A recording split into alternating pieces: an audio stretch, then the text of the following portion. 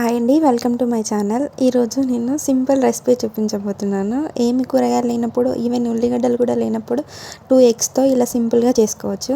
ముందు కొంచెం ఆయిల్ ఎక్కువగానే వేసుకోండి.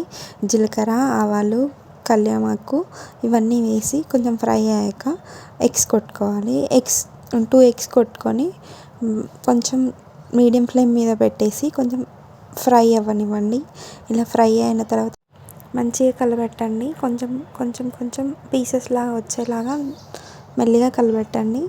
ఇలా ఆయిల్లో ఇలా ఫ్రై అయ్యాక కొంచెం అల్లం, పసుపు, కారం, ధనియాల పొడి, గరం మసాలా, ఉప్పు ఇవన్నీ వేసి ఈవెన్గా స్ప్రెడ్ చేయండి. ఇలానే ఒక 30 సెకండ్స్ వరకు ఇలాగే ఫ్రై చేయండి.